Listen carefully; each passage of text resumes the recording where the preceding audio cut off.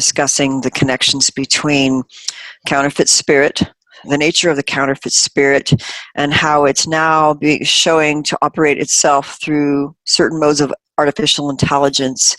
And so I wanted to bring across certain observations that were made by people, and on myself, that appears to be like gaslighting behaviors and gaslighting tactics that's done through what I'm calling the black box opacity of artificial intelligence. And so things like that were discussed, there was an interview by Freeman and Tracy Twinman in August or September of last year. And it was a really good discussion of her observations. She's very articulate, and she's a really good articulate writer about many occult things as well. And she was basically gaslighted and targeted and ghost banned on her YouTube and her website and through Twitter, Facebook, whatever, by artificial intelligence technology that bordered on actually some paranormal and telepathic things as well, and also operated in a way as if it was doing gaslighting and gang stalking behaviors, operating through technology that it was as if this is a program, and it's an automated program that gets set into gear with certain people who set off the whatever the red flags and markers are, the meta words, meta tags, topics. And so what she discussed went way above and beyond things that seemed to be normally done by technology, that appeared to be telepathic and paranormal as well. And so these kinds of things I've noticed as well, that there's a telepathic nature of AI, where you can be thinking of something, not even speaking it, and then it pops up in an ad or a post or a specific email the very next day. And this has happened over and over to such a degree that I believe that there's much more going on than simple algorithms that are programmed for certain things. That there's this paranormal factor where something is coming through AI in a very devious manner that is mimicking stalking behaviors and gaslighting behaviors. So that was one thing I wanted to bring out, because this is happening to a lot of people who have been targeted over the years, maybe some of the originals or whistleblowers or journalists or people who are coming out with things that the hidden hand doesn't want us to know, that they're being algorithmically biased, where they're being ghost banned, where your website traffic goes to zilch, you can no longer be monetized, you can't get ads, you can't get business. They screw with the number of views you have. They can alter anything they want. Basically, they can. Synthetic telepathy, the telepathy of the metal god, is the interface of this reality. So for the most part, people have been operating under the influence of a synthetic version telepathy, because it has always been that way. So that's huge. I mean, I want you to go into more detail about what that is, because I've definitely noticed this on a telepathic level. And I've noticed it for years, where I'm actually starting to question certain clairvoyant perceptions and perceptions of things, which is actually the AI in operation and the frequencies, let's say, operating through cell phones and smart technology that interfaces with your consciousness. It has been happening even without any of this.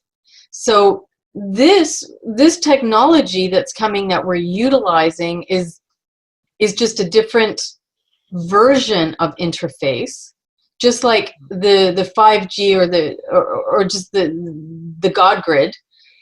It is utilizing the interface itself. So really, you are being terraformed. Oh boy. Your mind, your consciousness is being terraformed for interface with it. So everything that is in this reality, and this is one of the reasons also that a lot of the metals, they're mining metals and they're putting everything, like a metal net.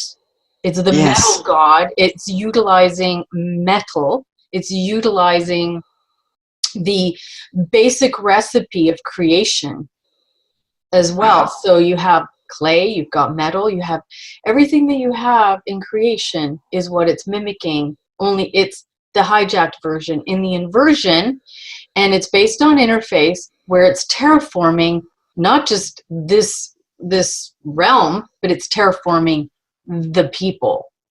Wow. So the synthetic telepathy has been something that has been in operation from the For a beginning long of time. the version. Okay, and it comes through various ways. I Yeah. mean, they can, you know, in ancient times they would call it something different, oracle, you know, mediumship, you name it, clairvoyance. It has so many names, but more often than not, it is a synthetic version Wow. connected to the interface and connected to all these lower astral realm powers. Yeah, the fake gods, so to speak, and their Right. method of communication. With the metal god, Yeah. you know, being at the heart, utilizing its alien structure, its alien essence. And we can talk about where this black, you know, it's like this the black substance. The black goo. Yeah. Well, the alien type of black goo versus the natural type of Right. oil, crude oil in the earth. Right. So one Yeah. is, you know, it has to do with the life substance, and one is basically the alien intruder from a different universe.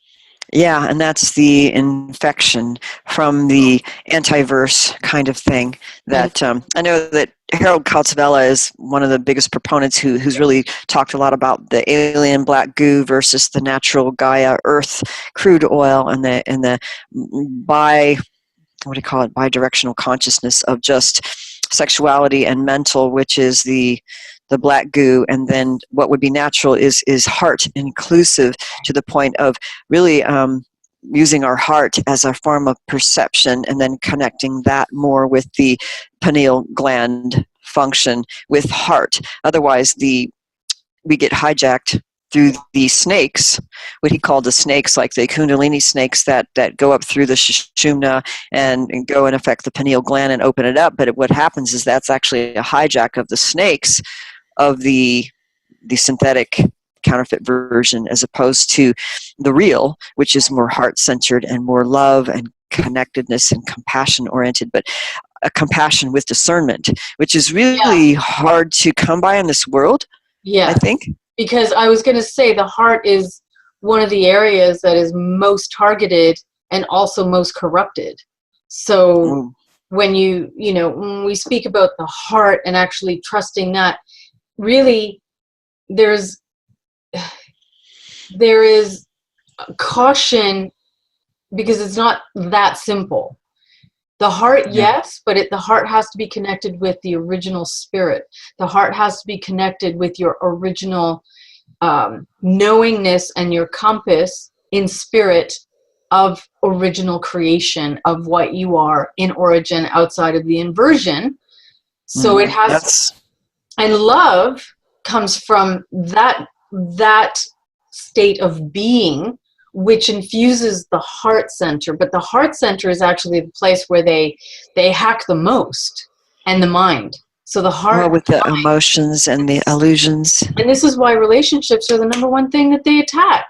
Because and they normalize, like there's a normalization of psychopathology. Right. Let's say on the extreme end. But even like codependency and other things, and this is something that my mentor, when I got my master's in counseling psychology, where it was actually I focused on marriage and family and interpersonal relationships, where, let's say, dating books and the dating game, for example, many of them, I brought this to my mentor. I said, look at this, it's like, I can't believe this. But he says, they're normalizing, codependency and all these other basically deceitful and they're normalizing personality disordered behaviors. They're normalizing abuse. And they're normalizing abuse, normalizing the repression and dominance of the feminine, because that's actually the nature of Yaltabaoth itself.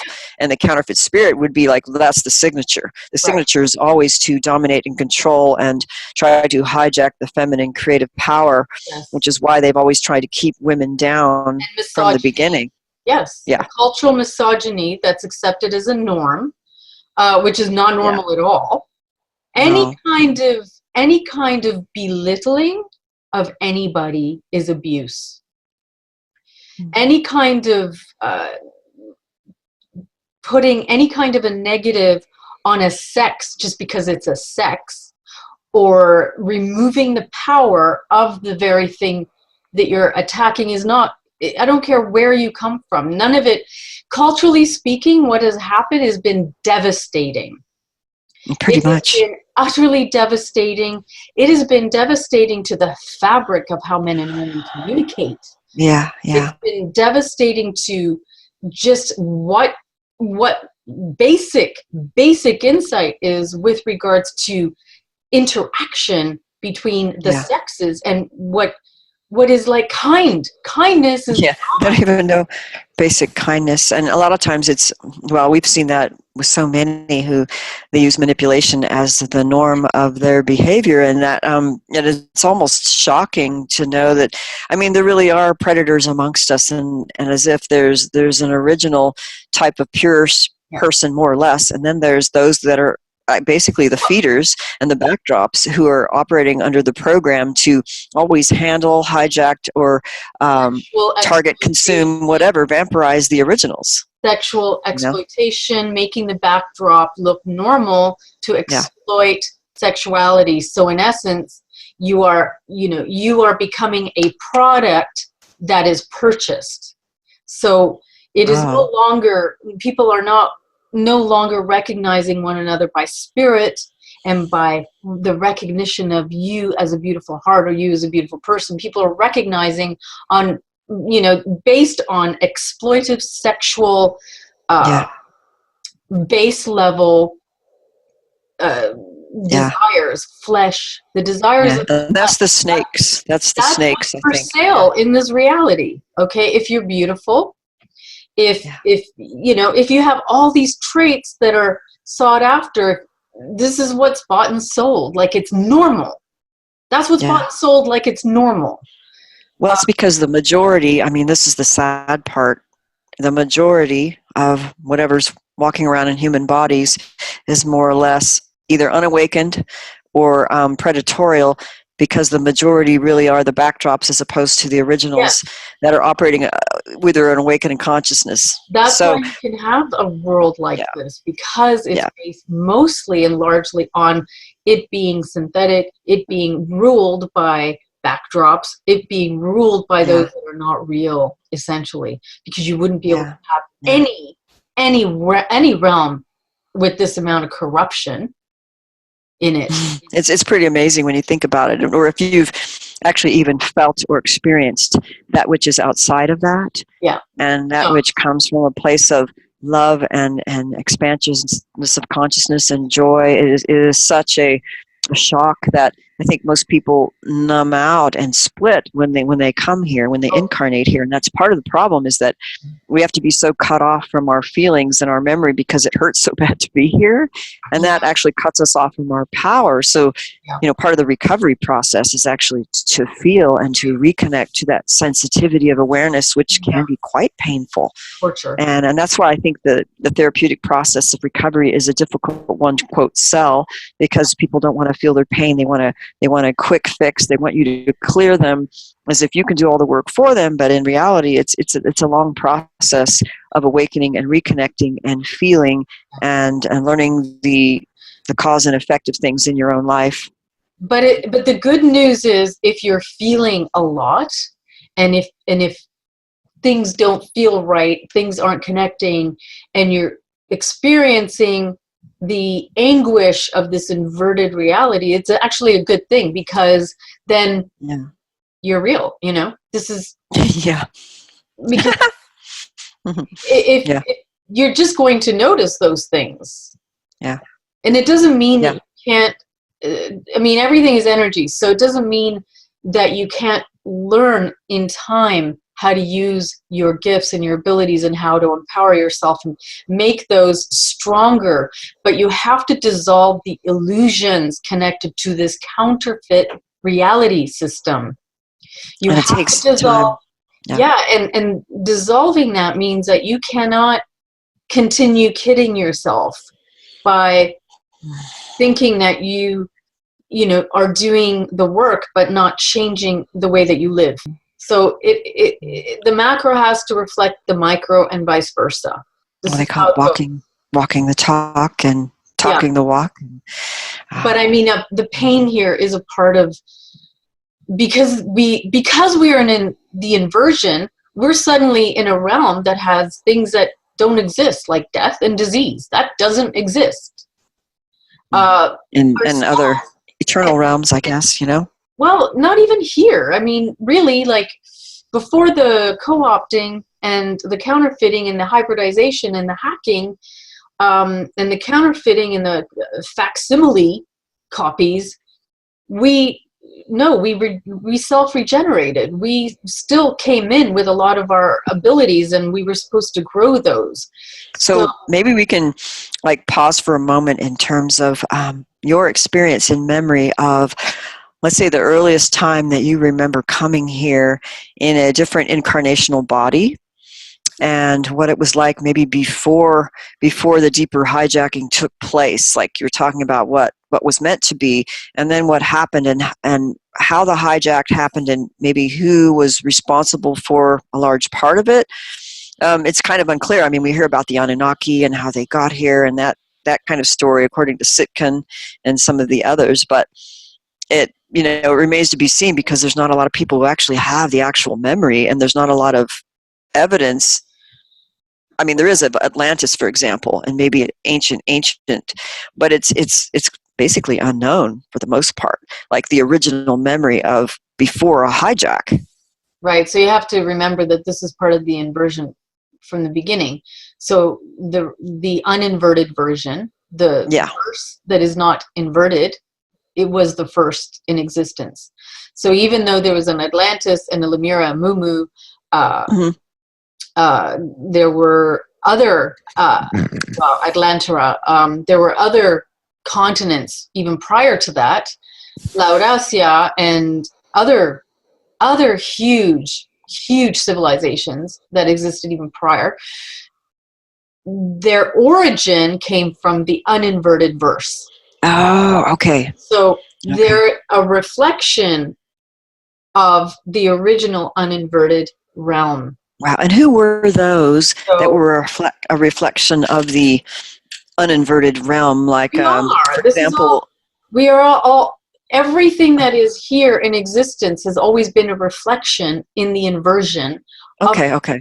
So this is what I'm saying. So if you think of Atlantis, the Atlantis as well as we know it here had the original version in the uninverted verse. So this is just a copy of it in the inversion. So everybody has a copy in the original, basically. Everything here in existence that ever has a copy in the original. So I was just wondering too, like Lemuria and some of the ones that were trapped here, like in original Eden, some of those stories of people who remember coming here from like Lyra, in a different form, and then being entrapped here when all the goddesses were raped, for example, by another darker race that used them, raped them, and then hybridized them to make another race, and then they hijacked their spiritual essence, where they had to remain hidden, and then where that came from. Well, where the original goddesses came from? Yeah, I mean, because we're always it's not well understood how the inversion started, and if there's, let's say, other races, let's say in Eden. Right. Would Eden, the original Eden, have a counterpart in the uninverted version of reality that maybe you even remember? And then somehow, who was a witness to the inversion of whatever the original was, and how that occurred, and who was responsible for that inversion? Like they say, the demiurge, and there's this whole Gnostic myth about Sophia and the demiurge, and who's to say? So, okay, the inversions can happen as soon as we split from ourselves. Okay, we don't require the demiurge. We don't require, well, the archons and the demiurge are the same thing, but we don't require those entities to do that. As soon as we split within ourselves, like the cells splitting, we became both the heaven and the hell. So basically, there's like a multiple functioning going on. Right, because this is a part of our this is how we explore ourselves as well, okay? We can't just stay, we're not, as soon as we became thought made manifest, at that moment, you cannot just stay, let's say, for example, for lack of a better way of putting it, you can't just stay in this position of good without the bad, because then you don't know yourself. You don't learn it. You can't learn and become what you are. You have to almost experience the magnitude of what it is to be creation. Creation itself, as soon as it splits off from itself, creates two mirror system realities. Like the black and white squares, so to speak. One that is not inverted and one that's inverted. So the verse is not the inverse.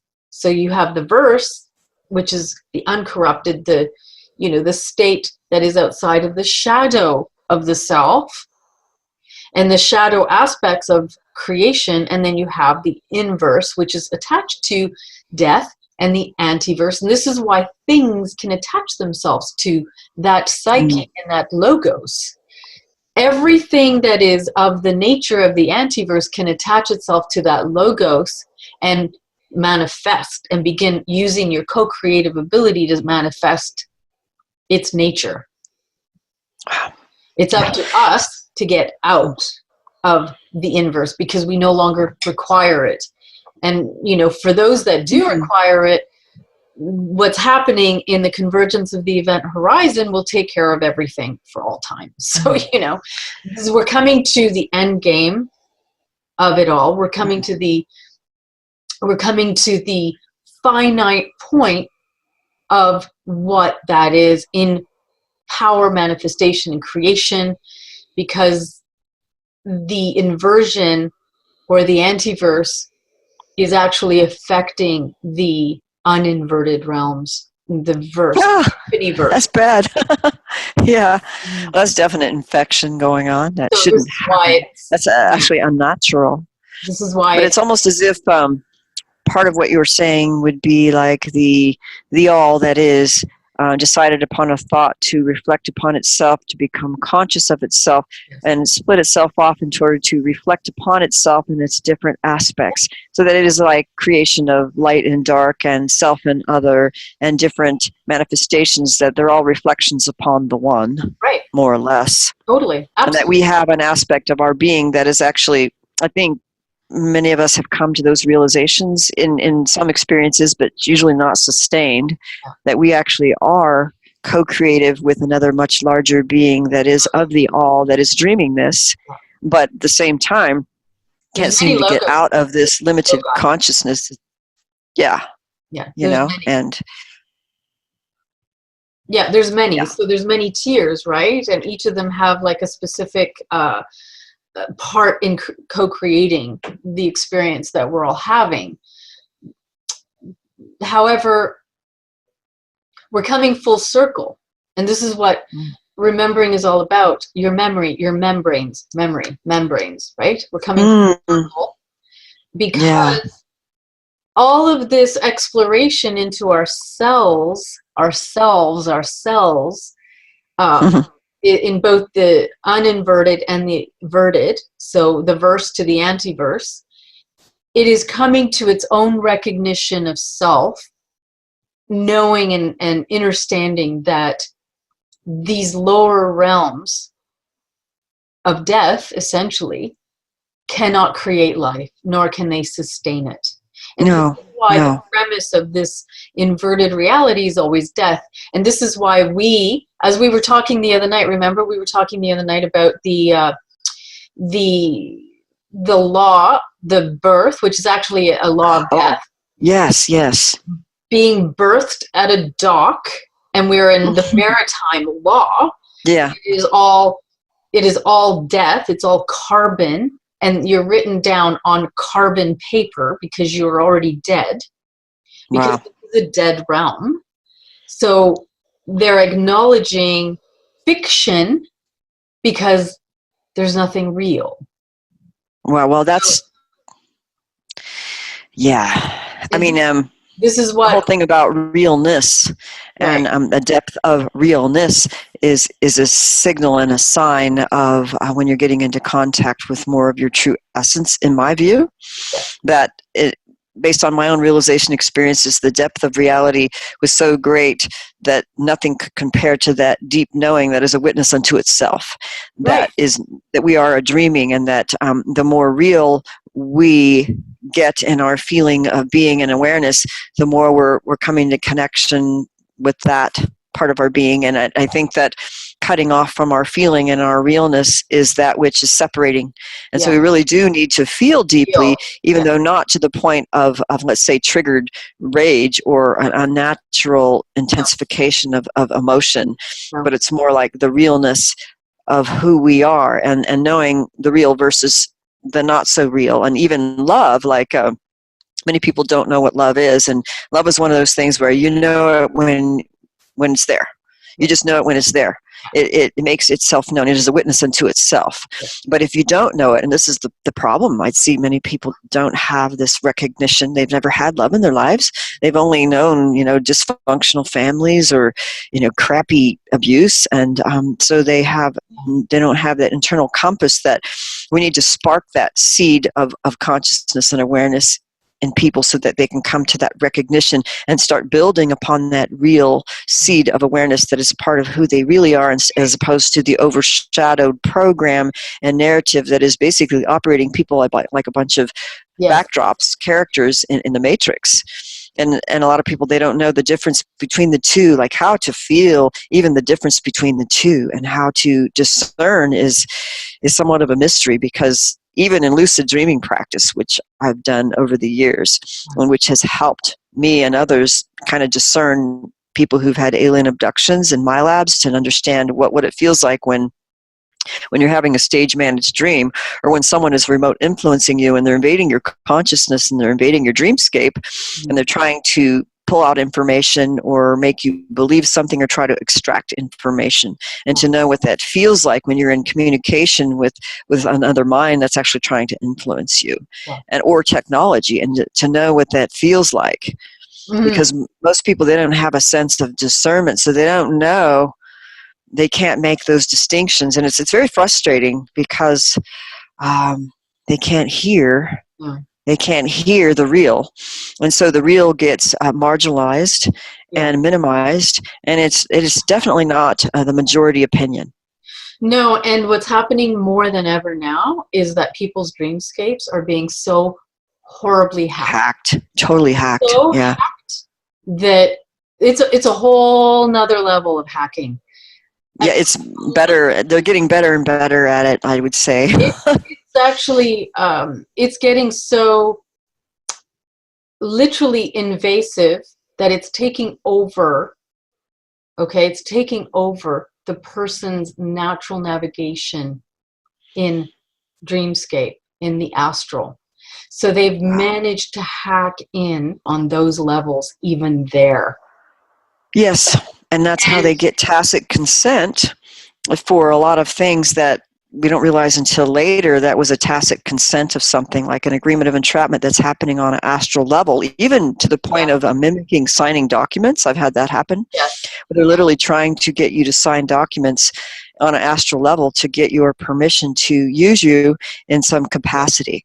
yeah. And it's utterly amazing that the level of extent of agreements of entrapment that I feel is against the law, should be against some kind of Absolutely. spiritual law. But it seems as if just us being here, we're under some kind of law that we, either through ignorance, we don't know how to Well, come from out under it. we're in the law of inversion. That's why navigating through a law of inversion in a dead realm, in a realm of death, where you are in actuality functioning as a dead person, okay, is why they can easily hack anybody. Because until we literally dismantle the way we live in society, and until we dismantle our language and take back and create it based on life, based on the uninverted version. And Yeah. I'm talking about, we would have to literally, the more that we integrate these things and become the living embodiment of what life is, the more these technologies and the metal god and the Leviathan and the demiurge and all of these lower astral realm dominions will not have power over us. But we have to be the living embodiment of this. So we have to create literally a reality where we're not killing animals, where we're not killing anything, where we're not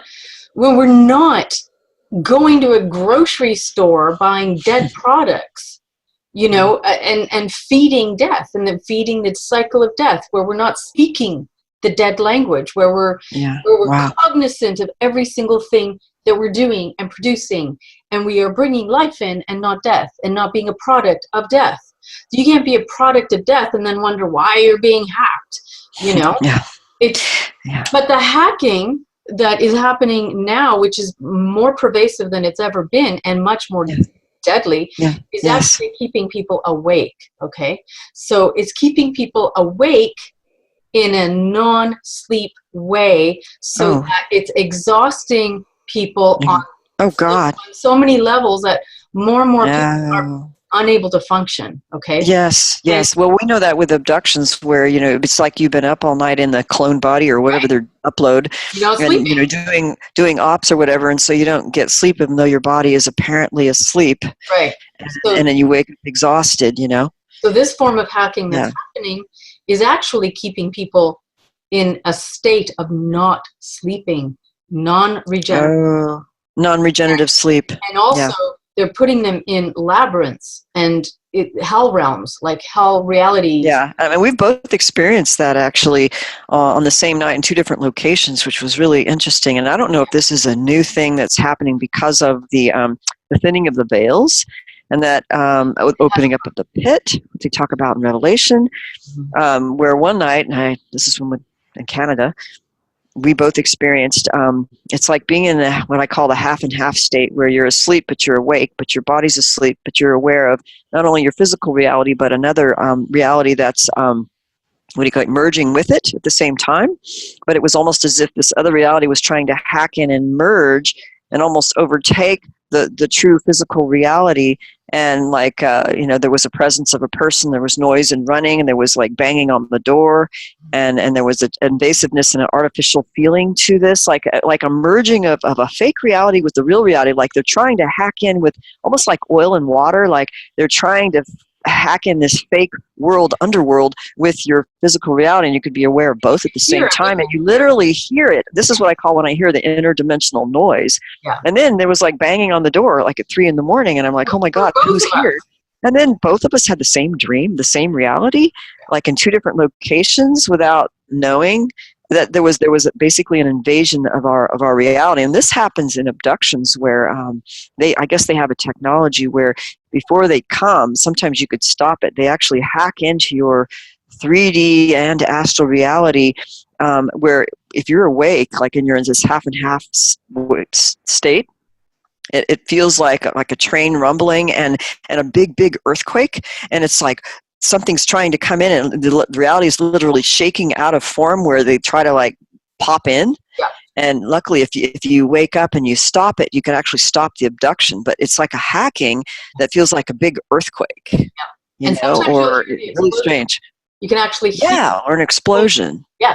And sometimes also you can actually cause that effect when you quantumly work on someone and you're shifting the paradigm. Dimensions. I've had it where there's huge explosions, and you know, people have heard it. Like neighbors have heard it. It sounded like there's like explosion all over the sky, like that's like collapsing of timelines, where you literally had to shift, and we actually both had that experience. And I mutually shared. Where you know, something, you're collapsing so much that you're creating interdimensional portals, noise, where or something, but things come through. So I've had it that things actually come running out and back up. Shit.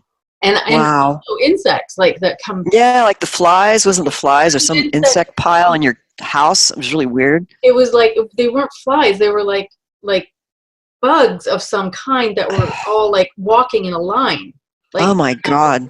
And then they just disappeared. Like, so, you know, we can do that's weird. a lot of with our abilities and our powers. There's no doubt Yeah. about it. The more that we are the reflection of the uninverted reality of the true original realm, of the true original state of being, not the inversion, the more we will phase out of these lower realms. Well, it's more of a realization process as opposed to a denial of self. Let's say there's a dark aspect and there's a light aspect, and it wouldn't be the denial and getting rid of and the demonizing of the dark aspect or even the inversion. It's more like realizing who we are, that we're a combination of all. We are co-creating at least a lot of this. But you're going to phase out of this. This is what I'm saying. I'm saying dimensionally you will phase out eventually. Well, it's almost as if we're being sucked out of those dreams, and those are dimensions within dimensions within dimensions, and you're just zoop, zoop, zoop, zoop, and you're just coming up from it, and you're just pulling yourself out of that. But I think other people still live in that reality, and that's still being co-created. Sure, and that's going to play out exactly. I mean, I was shown that reel of how that will play out. That has to play out. Oh, wow. Because you cannot have an anti-verse realm based on death, pedophilia, and all the horrors that go on here without them, they that are complicit in creating such horror and trauma, that they must play out what they've created. They do not get free jail out of get it. What do they call it? Well, I think some of them are wanting to choose that. They would rather choose the second death than have to live through the ramifications of what they've created. Well, they're going to get a second death if they don't. If this is where, you know what? You can't. There is no getting out of what you create. It doesn't. So you might as well confront and just we as high enlightened beings need to change everything. I cannot stress this enough, okay? We need to change the way we live. We need to change what we accept as normal.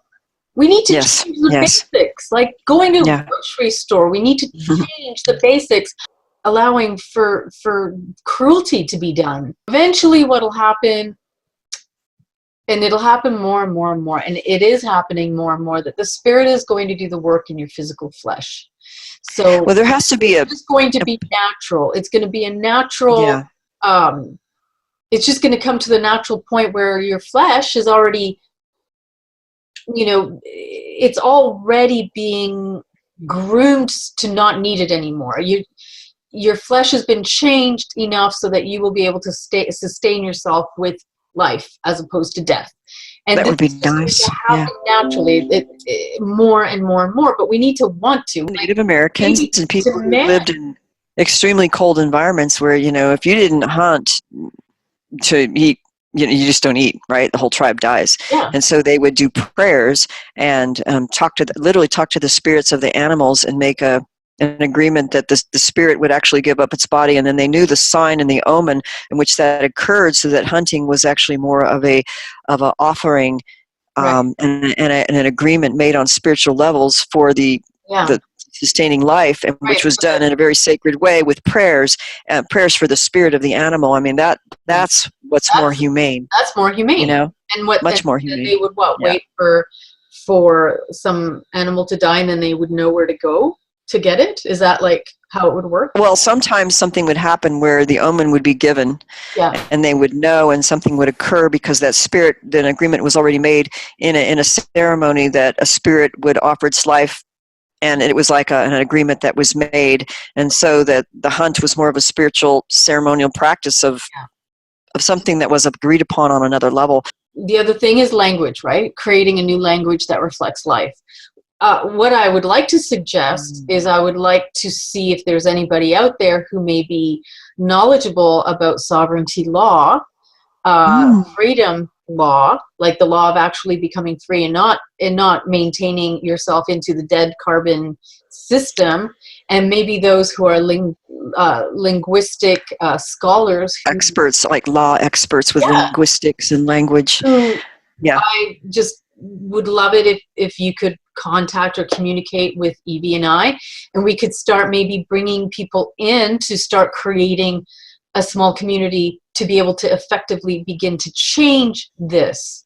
And to Yeah, because there has to be networking. stages of how change could occur to be effective. Like even with the therapeutic model of overcoming trauma, we had to learn things in quantum healing methods where we have to go to the origin cause of a particular symptom of pain Right. or something that we don't like, and then go to the origin and then reenact it to remove the energy out and then refill it with a recreation in past, present, and future. And we actually really work with the eternal spirit on those causes so that we can do that on another level where we can go to the agreement of entrapment. But I think a lot of us born here, there's a co-creation of being born here through the birth certificate, for example, and the language on that through the birth certificate that we're dead and owned by the Vatican or whatever it is. And so we need to find ways that we can let it be known that we do not agree to this, and we are going to make changes in the document according to the legal language and linguistics that need to be used to assert that we are here living and for the spirit of the Most High, and that we do not agree to those terms and conditions. And I think personally that deceit is not a valid contract. Anything that is done with the intention of deceit through whatever spirit who created it through intention of deception is null and void by nature of deceit. Right, but we need the Since we're in actual inversion, real legal information to put that into practice. We can't, I know we have words, but the words we're using are still words of entrapment. Wow. And so that's why silent retreats are very, very helpful for yogis to do literally silent retreats where you no longer even think conceptually in words, and that we no longer speak because many, many truths can be revealed through silence. Yeah, absolutely. And absolutely. But one thing that I don't know, I just wanted to show a screen share on the types of entities that are seen clairvoyantly, hosting people who, let's say, are not reals, or they're overshadowed by a type of entity that even Rudolf Steiner talked about in his work, like in the 1920s, where he talked about people who he believed that were not entirely human and that were run by a type of, he didn't say a hive consciousness, but he said they didn't have the eye of the ego that was like a natural incarnational evolutionary spirit, that it was run by the Ahrimanic consciousness, and that some of them had what he thought was a human face with a locust body or something very unusual that could be perceived by some clairvoyants. Yeah. And so I came across some images that are done by a French clairvoyant and artist who did some renditions that some people see clairvoyantly and that have been throughout history. So I'm going to find them on my desktop and do a share, but it takes a while here to open it up. Here's one of them. And this is done by a French. Is that large enough? Do I need to make it bigger? Let's see. No. Yeah, because there's more to it. It looks like a winged creature that has a very long, beaky face, but it's not quite an insectoid, and it's not quite a Draco. And it's almost like an in-between type of being that is perceived, and it's much larger than the human, and it will affect, let's say, the heart chakra. It's linking into the top chakra and the heart chakra. Yeah, which is interesting because that's what I was saying. Those are the two that get attacked. And then I guess it shows here the overshadowing and how it actually causes an imbalance in how our energy body will manifest. This is actually a pretty interesting observation because there are others in history. Let me take this off, stop share. There are some other pictures, but it's reptilians. And this has been seen by many, and how he's actually literally manipulating the sexual and the heart, and is usually seen behind them, actually, and it tends to function like behind, and it's that because it's from a dark universe. That's what Malanga talked about, which is interesting. But that pterodactyl is different. It's a unique creature. Yeah, I think I was going to say in that picture that you just had, if people noticed, the reptilian was manipulating the person's genitalia by hand, also through its own genitalia. So its genitalia was attaching to the person's genitalia, which is, what I've seen. when I've Well, had, I mean, they're the experts of the Kundalini snake and the genital. I mean, and we've talked about yeah, that. We don't so even it's need to their, go into that. right. So it's their sexual genitalia literally attaching etheric To ours. technology, yes, and Yeah. stimulating, Yeah. and then they can manipulate through the other. Sexuality. Yeah. Yeah. And then one of the other ones that was interesting, and it's on a document on my website about witch blood, dragons, fairies, and the Balkan tradition and folklore of people who were known as dragon men, who had dragon blood, or the female version, they just called them witches, and how there was actually 3 different types, and some of them came from meteors, and then they popped out of these meteor things, and they were actually these like reptilian winged type of dragon creatures that actually came from meteors. And then there was others that once they bred with the human, or they were raised by fairies, it was different types, but their astral bodies, when they would go in and out of the body, and then if somebody was clairvoyant, they would perceive that they actually had, I think it was like 4 wings and a dragon face. It was a different looking astral body that was very unique to these types of hybrids that were non-human. So throughout history, there's been different types of humans that take on a human form externally, but they really have a whole different astral body going on because they really are a different creature. And from different verses. Or hybrids. Right. Hybrids thereof. And I mean, yeah. meteors are one of the best ways to seed realms. And to Yeah, it's interesting how... invade. Yeah, the meteor thing is totally amazing, because I at first didn't think anything of it until I had run across a case with the Northport Devil in Lake Charlotte in Florida of these beings that were seen through as orbs of light floating around, and then they would land and they would like come out of these like meteor they would come out of these orbs, but then they would full on physically manifest into these winged reptilian creatures, very large and fully physical, snapping around through the woods and denting cars and growling and like predatorial behaviors. And then there was legends and also of how when they traveled, they would travel around through these orbs of light that you would see almost like UFOs or orbs of light. And then sometimes if they come physically, it comes literally as a meteor, and then out of the meteor comes these winged creatures. So there's also consciousness that comes from meteors, just like the black goo came from meteors that came from another era, and it has the consciousness in it. So there's something to be said about meteors and meteorite material, which brings me... Yeah, and what they are. Yeah, I mean, I mentioned this before, but the whole meteorite thing, I remember in the early surgeries, the implant surgeries that Dr. Roger Lear did along with Daryl Sims, and this was back in the mid to late 90s, where they did some analysis of the elements inside of it, and they came to find that there was a large component that was meteoric in origin, which goes back to the frequency of meteors and the consciousness of meteors and alien implants, as well as more recent studies where they're finding what they're calling carbon nanotubules in implants, which is a type of fullerene. And I don't know if that's a C60 type of thing, but just the nanotubule aspect that has a RF frequency of communication, of transmitting and receiving information from an alien source based on carbon, which is the 666, right? So it begs to question, the alien consciousness can be transmitted and embedded within the human body through meteoric compounds and carbon nanotubules. No doubt about it, because I know that they're using meteor consciousness in implants, and they've been using that on people. Yes. I'm one of the people that they put. Wow.